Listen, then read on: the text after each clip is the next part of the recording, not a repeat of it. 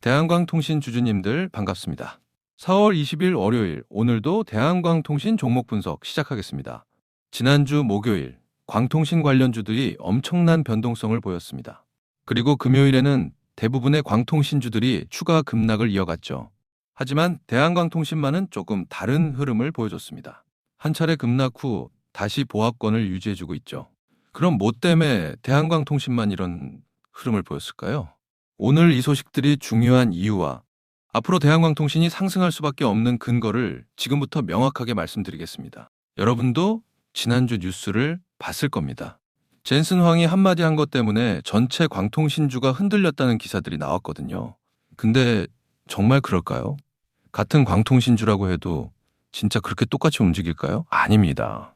이 순간이 바로 진짜 투자자와 테마 추종자를 가르는 분기점입니다. 안개 속에서 길을 잃은 자들과 자신의 회사 재무제표를 확인한 자들의 운명이 갈라지는 시점 말입니다. 오늘은 여러분과 함께 이 세 가지를 명확하게 확인해 볼 거예요. 첫째, 왜 광통신이 테마가 아니라 현실인가? 둘째, 같은 광통신주라 해도 대한광통신만 왜 다른가? 셋째, 지금 이 급락장에서 드러나는 생존력의 의미가 무엇인가? 이 세 가지 질문을 따라가다 보면 앞으로의 시장 흐름이 명확해질 겁니다. 여러분도 이 얘기 들어봤을 거예요. AI 때문에 광통신이 폭발한다고요? 하지만 동시에 이런 의문도 들죠. 2000년 닷컴 버블 때도 비슷한 말을 했지 않나 싶은 거예요. 그런데 그게 정말 같은 얘기일까요? 아닙니다. 근본적으로 달라요. 닷컴 시대는 미래 가능성에만 베팅한 거였어요. 하지만 지금은요? 벌써 현실입니다. 마이크로소프트, 메타, 아마존이 실제로 데이터 센터에 투자하고 있고 거기 들어가는 광배선 수요가 이미 증가하고 있거든요.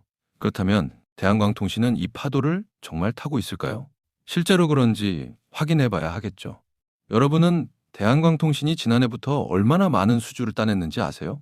국내외 주요 고객사들로부터 실제로 주문을 받고 있다는 겁니다. 이건 단순한 뉴스가 아니에요. 이건 돈입니다. 수주는 나중에 매출이 되고 매출은 이익이 됩니다. 그리고 이 프로세스가 지금 진행 중이라는 게 핵심입니다. 이게 얼마나 큰 얘기냐면요. 대한광통신의 수주액 수준을 한번 들어봐야 해요. 지난 시간에 얼마나 많은 수주를 받았는지 아시면 놀랄 겁니다. 이 숫자가 의미하는 건 뭘까요? 그건 세계의 주요 기업들이 대한광통신을 이미 공급사로 선택했다는 뜻이에요. 왜일까요? 당신이 수십억 달러의 데이터 센터를 짓는데 광배선 공급사를 누가 선택할 것 같나요? 검증되지 않은 회사를 택할 리 없죠. 대한광통신처럼 기술력과 실적이 확인된 기업을 택합니다. 이게 바로 진입장벽이고 이게 바로 경쟁 우위입니다. 이제 왜 다른 광통신주들은 급락했는데 대한광통신만 버텼는지 이해가 되나요? 다른 기업들을 한번 생각해봐요. 그들은 뭘 가지고 있나요? 가능성이에요. 혹은 기술 개발 중이거나 아직 검증되지 않은 제품을 내밀고 있거나. 반면 대한광통신은요. 이미 손에 들어온 수주입니다. 확정된 매출입니다. 젠슨 황이 뭘 하든 상관없어요. 왜냐하면 이미 계약이 맺어졌거든요. 이게 태풍이 불어도 집이 무너지지 않는 이유입니다. 기초가 다르거든요. 지금 이 주가가 싸다는 게 무슨 뜻일까요? 그건 시장이 대한광통신을 아직도 테마주로 분류하고 있다는 뜻이에요. 같은 광통신군에 묶여서 다른 기업들처럼 취급받고 있다는 거죠. 근데 그게 얼마나 웃긴 일인지 아세요? 당신이 현금을 들고 있고 옆 사람은 IOU라는 종이를 들고 있는데 둘을 같은 값이라고 쳐주는 것과 같아요. 그럼 언제 이게 정정될까요? 실적이 한번 터져나가면 그리고 여러분이 회계 수치를 직접 보면 자연스럽게 재평가가 시작됩니다. 여기서 한 가지 더 짚고 넘어갈 게 있는데요. 수주를 받았다고 해서 바로 돈이 들어오는 건 아니에요. 수주에서 실제 매출이 되려면 시간이 필요합니다. 광배선 같은 인프라 제품은 특히 그래요. 설계, 제조, 납품, 설치 단계가 있거든요. 그럼 대한광통신의 경우는 어떨까요? 지금 받은 수주들이 실제 매출로 인식되는 시점이 대략 언제일까요? 2026년부터 2027년 초입니다. 즉, 여러분이 회계 수치로 확인할 수 있는 성과는 이미 예정된 거고 시간만 되면 나타날 수밖에 없다는 뜻이에요. 보수적인 기관 투자가들도 이걸 기다리고 있는 상황입니다. 그렇다면 왜 다른 기업이 아닌 대한광통신이어야 할까요? 이 질문에 답해야 진짜 투자가 시작됩니다. 광통신 제조회사는 많아요. 국내외 경쟁사도 많고요. 근데 글로벌 데이터 센터 인프라 시장에서 실제로 신뢰를 받고 반복적으로 주문을 받는 기업은 훨씬 적습니다. 대한광통신은 이미 수십 년간 이 영역에서 검증받은 기업이거든요. 마이크로소프트나 메타 같은 회사들이 파트너를 쉽게 바꾸지 않는 이유가 뭘까요? 신뢰와 기술력입니다. 한번 입찰에 뽑혀서 잘 공급하면 다음 프로젝트도 부른다는 거죠. 이게 바로 비시장 진입 장벽입니다. 지금 대한광통신이 누리고 있는 장점이 바로 이겁니다. 물론 좋은 면만 있는 건 아니에요. 여러분이 이 이야기를 들으며 한 가지 궁금해할 만한 리스크가 있습니다. 만약 글로벌 경기가 갑자기 둔화하면, 혹은 테크 기업들이 AI 자본 지출을 줄이기로 마음먹으면, 그럼 수주가 끊길 수도 있지 않을까 하는 거죠. 실제로 그럴 가능성은 얼마나 될까요? 현재 상황으로는 낮습니다. 왜냐하면 이미 계약이 맺어진 수주들이 있기 때문이에요. 또한 AI 인프라는 이제 선택지가 아니라 필수가 됐습니다. 경기가 조금 나빠졌다고 해서 포기할 수 없는 수준까지 왔거든요. 그럼에도 불구하고 이 종목을 주목하는 이유는 뭘까요? 이 리스크도 현실적입니다. 기술업계는 빠르게 움직이고 경쟁사들도 당연히 노력할 거니까요. 그런데 여기서 중요한 건 이런 리스크가 대한광통신이 받은 수주를 무효화하지는 못한다는 거예요. 이미 맺어진 계약은 계약입니다. 가격도 이미 정해졌고요. 그리고 기술력 이상의 것은 신뢰와 관계인데 대한광통신처럼 수십 년을 함께해온 공급사를 쉽게 바꾸지는 않습니다. 오히려 다음 세대 기술 개발에 여러분이 함께 투자해달라고 부탁할 정도거든요. 절대 아닙니다. 이 리스크는 중기적 경쟁력에 대한 것이지 현재의 실적 달성을 방해하지 못합니다. 자, 지금까지의 이야기를 딱 세 줄로 정리해 드릴게요.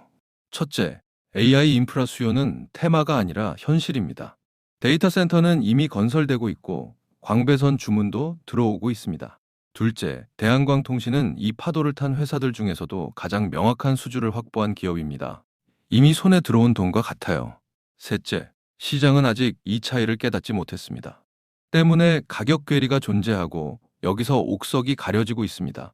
그렇다면 앞으로 이 종목에서 눈여겨봐야 할 변곡점은 뭘까요? 두 가지입니다. 첫째, 분기별 신규 수주 공시입니다. 앞으로 대한광통신이 얼마나 계속 수주를 받을 것인가 하는 문제인데 이게 나오면 시장의 신뢰도가 한 단계 올라갑니다. 둘째, 분기별 매출액의 회복 신호입니다. 지금 받은 수주들이 실제 매출로 인식되기 시작하면 보수적인 기관 투자가들도 움직입니다. 이 두 가지 변곡점이 맞춰지는 시점부터 옥석 가리기의 진짜 결과가 나타날 겁니다. 그래서 제가 광통신 섹터 중에 진짜 실체가 있고 또 앞으로 엄청난 수주들이 터져 나올 종목들을 딱 세 종목 알려드릴 거예요. 게다가 이 세 종목 모두 어디서 매수해야 하는지, 또 어느 정도 보유하고 언제 매도해야 되는지까지 대응 전략도 모두 100% 무료로 드릴 겁니다. 그래서 이번 위기 속에 정말 제대로 좋은 기회 잡아보고 싶다 하시는 분들은요. 지금 화면에 제 개인 번호 잠시 보이실 텐데 여기 나와 있는 번호로 광통신이라고 세 글자 남겨주시면 광통신 섹터 중에 진짜 숨은 진주 세 종목을 모두 100% 무료로 드리겠습니다. 그래서 이번에 정말 끝까지 좋은 기회 잡아보시길 바라겠고요. 이어서 여러분들이 반드시 추가로 알고 계셔야만 하는 내용도 말씀드리겠습니다. 여러분, 제가 지금부터 여러분들이 어디서도 들을 수 없는 엄청난 이야기 하나만 드려볼게요. 최근 삼성전자, SK하이닉스 많이 오른 거 다들 알고 계시죠? 시총 1위 삼성전자는 단기간에 무려 4배가 올랐고 20만 원 하던 SK하이닉스는 100만 원까지 무려 5배가 올랐습니다. 그런데 수많은 전문가들은 아직도 더 상승이 가능하다고 말합니다. 일단 많은 분들이 HBM 때문에 오른 거 아니야? 아직 더 오를 게 있어? 여기서 하나만 확실히 말씀드릴게요. 이 HBM 때문에 올랐다는 말, 반은 맞고 반은 틀렸습니다. 진짜는 아직 시작도 안 했어요. 지금 시장이 주목하는 건 HBM 그 너머에 있습니다. 지금 삼성이 수조 원대 자금을 쏟아붓고 있는 기술, 아마 들어보셨을 겁니다. 바로 유리기판입니다. 그리고 지금 시장에 알려지지 않은 어떤 한 기업이 유리기판의 게임 체인저로 조용히 떠오르고 있습니다. 이미 삼성의 막대한 자본이 이 기업으로 흘러들어가고 있고 AI, 반도체, 2차 전지까지 세 가지 테마가 동시에 엮여 있습니다. 최근 시장만 봐도 테마가 너무 빠르게 바뀌잖아요. 그런데 이 종목은 세 가지 테마가 동시에 묶여 있어서 꾸준한 상승이 가능하다는 겁니다. 그리고 지금 시점에서 가장 중요한 질문 하나 드려볼게요. 여러분, 지금 엔비디아, 인텔, 구글의 가장 큰 고민이 뭔지 아세요? AI 성능은 하루가 다르게 진화하고 있는데 문제는 그만큼 열도 어마어마하게 뿜어낸다는 겁니다. 성능이 올라갈수록 발열도 함께 올라가는데 기존 반도체 구조로는 이제 그 열을 감당할 수가 없는 거예요. 한마디로 성능의 한계가 아니라 열의 한계에 막혀버린 겁니다. 그래서 지금 엔비디아와 삼성이 긴밀하게 협력을 논의하고 있는 거고 AMD 수장까지 직접 방한한 겁니다. 그런데 여기서 이상한 점이 하나 있습니다. 삼성이 세계 최고 실력이라고 자부하는 이 기업의 주가는 아직 바닥입니다. 왜일까요? 세력들은 절대로 아무 때나 주가를 올리지 않습니다. 항상 남들보다 먼저 오랜 시간 매집을 하고 그 다음 재료가 시장에서 부각되기 시작할 때 그때부터 본격적인 상승세를 보여준 겁니다. 그런데 이 종목 같은 경우에는 유리기판이라는 초강력 재료를 가지고 있고 삼성의 거대 자금이 빠르게 들어가고 있기 때문에 한번 움직임이 시작하면 절대 이 가격대엔 못 산다는 겁니다. 그리고 소름 돋는 게 하나 더 있습니다. 제가 작년에 추천드렸던 원익홀딩스 기억하시죠? 똑같이 바닥권에서 횡보하며 장기 매집이 시작됐고 거래량이 본격적으로 튀어오르기 시작하더니 무려 8배 넘는 상승이 나왔습니다. 그런데 이 종목도 보면 어떻습니까? 바닥권에서 횡보하며 오랜 시간 매집이 진행됐고 거래량이 중간중간 강하게 튀어올랐습니다. 그렇다는 건 이 종목도 원익홀딩스만큼 상승이 나올 수 있다는 의미이고 거래량 볼륨이 원익홀딩스보다 더 크기 때문에 그 이상의 상승이 나올 수밖에 없다는 겁니다. 그리고 수급도 한번 보세요. 외국인과 기관들은 쉬지 않고 매수하고 있는데 개인들만 매도하고 있습니다. 전형적인 메이저 세력의 수급 패턴입니다. 게다가 최근 들어 기관들과 외국인들의 매수세가 점점 강해지고 있기 때문에 머지않아 본격적인 상승이 시작될 겁니다. 그래서 지금 시간이 얼마 남지 않은 만큼 정말 많은 고민 끝에 세력 매집주를 구독자분들께 100% 무료로 공개를 해드릴 거니까요. 대신 여러분들은 구독과 좋아요는 꼭 눌러주시고 지금 화면에 제 개인 번호 잠시 보이시죠? 여기 있는 번호로 매집이라고 2글자 남겨주시면 제가 직접 보내드리겠습니다. 지금까지 제가 추천드린 종목들 다들 기억하시죠? 원익홀딩스 8배. 이 수익을 가져가신 분들의 공통점이 딱 하나 있습니다. 먼저 알았다는 겁니다. 오늘 소개드리는 이 종목도 마찬가지예요. 차트는 이미 신호를 보내고 있고 외국인과 기관은 조용히 담고 있습니다. 이 기회를 놓치는 순간 지금 이 가격은 다시 오지 않습니다. 종목명과 목표가 그리고 매수 전략까지 정리된 자료를 저희 구독자분들께 바로 보내드릴 거니까요. 마지막으로 구독과 좋아요 이 2가지만 눌러주시고 상단에 제 개인 번호로 매집이라고 2글자 남겨주시면 제가 직접 보내드리도록 하겠습니다. 투자에서 수익의 차이는 결국 기회를 알아봤을 때 시도했느냐, 그냥 지나쳤느냐에서 갈립니다.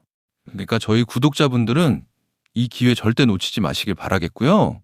오늘 영상은 이쯤에서 마무리하고 저는 다음에 더 좋은 분석으로 다시 찾아뵙겠습니다. 감사합니다.